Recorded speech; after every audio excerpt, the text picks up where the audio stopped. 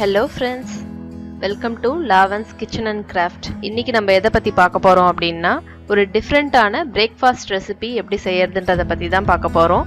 அதுக்கு முன்னாடி நீங்க நம்ம சேனலுக்கு புதுசா இருந்தீங்க அப்படின்னா கீழே இருக்கிற ரெட் கலர் சப்ஸ்கிரைப் பட்டனை பிரஸ் பண்ணுங்க. மறக்காம பக்கத்துல இருக்க பெல் ஐகானையும் பிரஸ் பண்ணுங்க. அப்பதான் அப்டேட்ஸ் உடனுக்குடனே உங்களுக்கு கிடைக்கும். வாங்க ஃப்ரெண்ட்ஸ், வீடியோக்குள்ள போலாம். டெய்லி காலையில எந்திரிச்சதும் இன்னைக்கு என்ன டிஃபன் செய்யணும், என்ன பண்ண போறோம் அப்படின்ட்டு எல்லாருக்குமே வந்துட்டு ஒரே மண்டக்காய்ச்சலா இருக்கும். எப்போ பார்த்தாலும் இட்லி தோசையா அப்படின்னு சொல்லிட்டு போர் அடிச்சிருக்கோம்.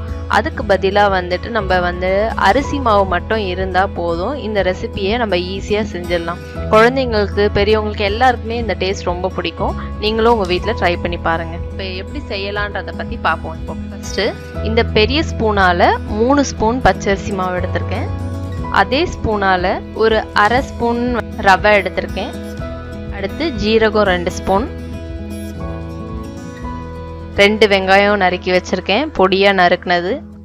அடுத்து 2 சின்ன தக்காளி பொடியாக நறுக்குனது. அடுத்து ஒரு பாதி கேப்சிகம், கொடமிளகா இருக்கு இல்லைங்களா, பாதி நறுக்கி வச்சிருக்கேன்.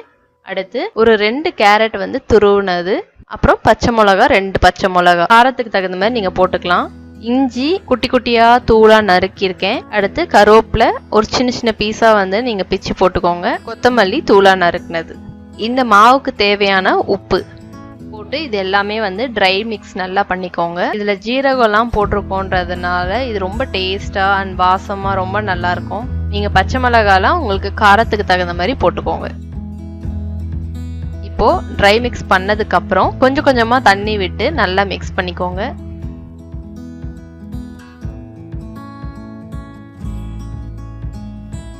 நான் ஒரு 3 ஸ்பூன் கெட்டி தயிர் போடுறேன். போட்டு இப்போ தேவையான அளவு தண்ணி விட்டு நல்லா மிக்ஸ் பண்ணிக்கோங்க.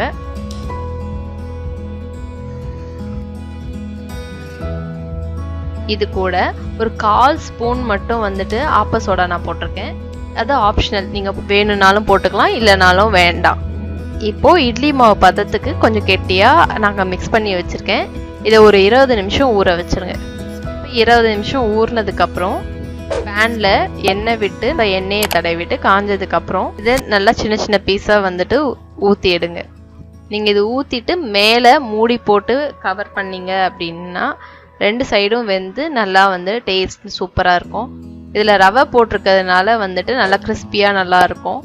அண்ட் நம்ம தக்காளி, கேப்சிகம், கேரட் பச்சையாக போட்டிருக்கணும் போது நம்ம சாப்பிடும் போது அந்த பச்சையாக தக்காளி டேஸ்ட்டு, அதுக்கப்புறம் இந்த கேப்சிகம் இதெல்லாம் ரொம்ப டேஸ்டியாக நல்லாயிருக்கும். பார்க்கவும் இது கலர்ஃபுல்லாக இருக்கிறதுனால குழந்தைங்க ரொம்ப விரும்பி சாப்பிடுவாங்க. நீங்களும் உங்கள் வீட்டில் ட்ரை பண்ணி பாருங்கள்.